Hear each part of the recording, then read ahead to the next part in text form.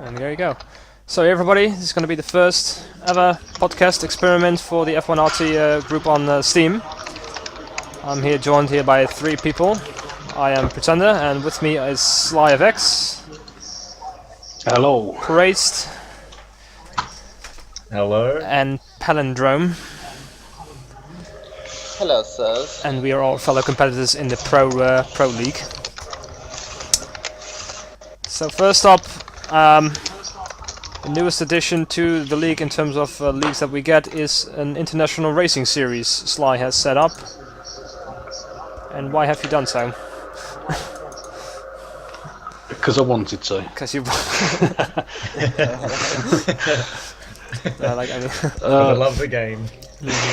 It's like we want to Yeah, play it's it. just for European people, really, because it's too early, the other races.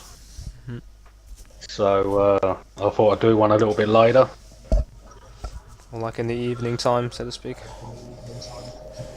Well, only a couple of hours after the Pro League and the Amateur League has finished, so people can have something to eat While they're racing. and then get back into it. If they want. I wouldn't recommend it. And then was there a reason that you went for a different lineup of races for this one? Yeah, I wanted to mix up the tracks, so it's saying something different, you know. Because if someone's taking part in the amateur or the pro league, then they don't want to do the same thing again, you know. So Right. makes perfect sense. I think it's a great idea. Actually, yeah. Because with the way the order goes, normally during the season, you get a bunch of the tracks designed by Tilke, like all in a row, like from near the end of the through up until Monaco or something. Yeah, and it then just gets kind of stale between these 3 races. Like you got Malaysia, China, Bahrain, all in a row, and just kind of I like to split them up. I saw that the schedule, and I really liked it once I saw it. yeah, this actually definitely freshens things up. So that was actually a really good idea to do, let's say. So, since we haven't actually been participating in the amateur league anymore, I'm still going to go quickly by the results of the amateur league race. It's been driven in Valencia, and so far there are still unofficial results because there was an incident with the guy who finished in 3rd place. So the guy who won is Trove GP, followed by Clayton. 3rd place for now, Neuer 31, Dieberg in 4th, Romain in 5th, Andre Y95 in 6th, Draven 7th, Nasco 8th, 9, Shock DK and 10, Nyanket, and then 2 DNFs, so 12 people showed up for that. Which is actually good to see, because that league has been suffering since we formed the Pro League a little bit. As for the currently driver standings, Dieberg is still in 1st position thanks to Preyst, the points Preyst collected in the first 4 races, which has transferred over to him. So he has 91 points. Ruiter is now in 2nd place with 88, and Romain is climbing up into 3rd position. So that is the amateur league up and away. So depending on so Neuer is actually a new entry in that league after several driver changes, other people dropping out because of work commitments. It's a bit of a shame, but this is actually a good turn up for those guys. And now on to... That was a lot of fun, actually. Yeah, it was. Still clean racing. Just there was a little... it was still clean racing, but there was little incidences here where there was a bit of a true large difference in terms of pace between the front runners and the back runners, where there'd be a bit too much interference, which is why I'm kind of happy that we've had the separation. Yeah. Right. Yeah. There's usually like a slightly different mindset between the guy who don't use assist and the people that do. People that do usually are more aggressive. Exactly. Because they can be.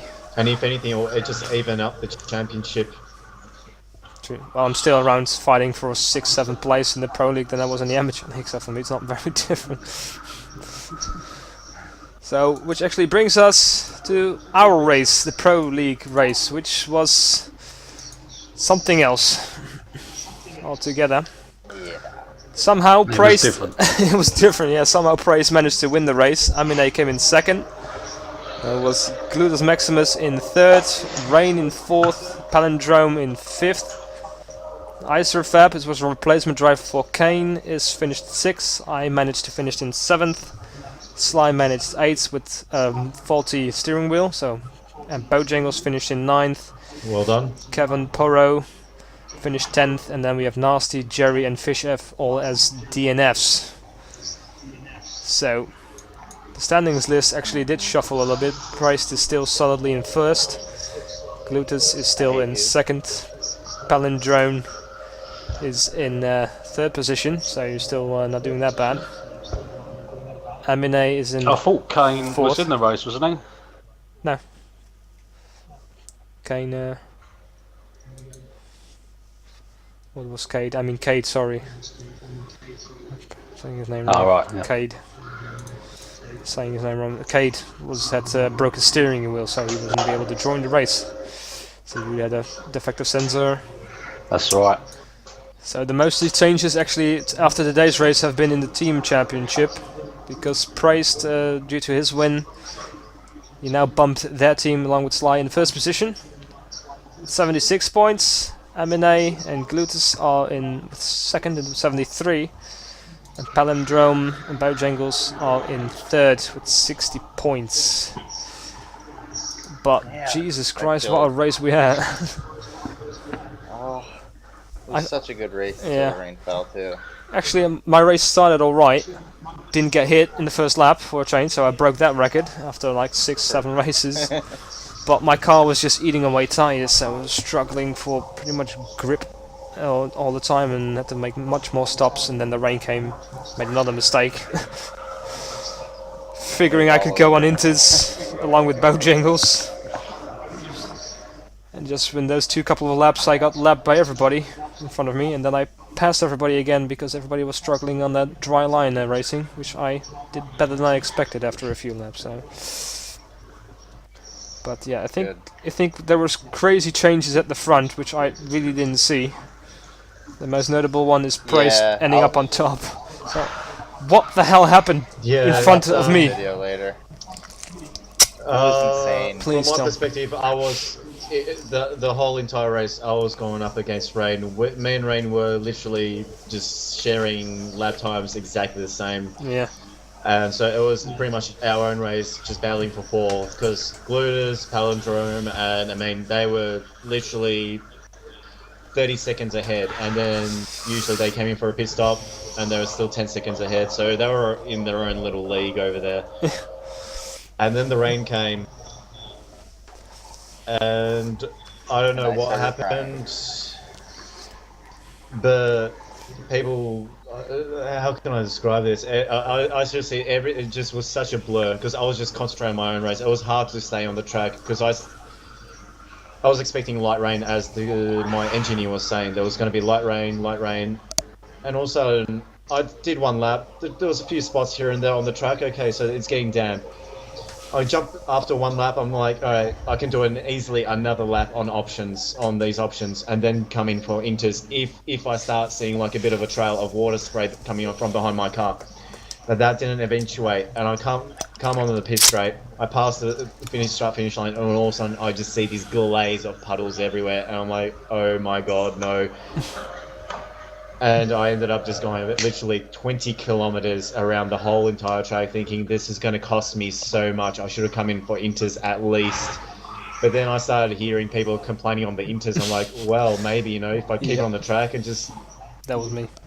do my thing, come in, jump on the wet straight away, and it kind of worked off. However, just before I did come in, I get to the hairpin and I just could not stop. I went all the way past the hairpin, all the way literally to the back wall where the gravel trap is. I had to reverse, but I had no traction to reverse.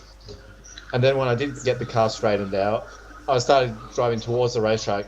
But as this game has it, when you're off the racing line, a little too much, your car just goes, and it just doesn't go any further. So jumped in, and then all of a sudden I did one lap on the wets.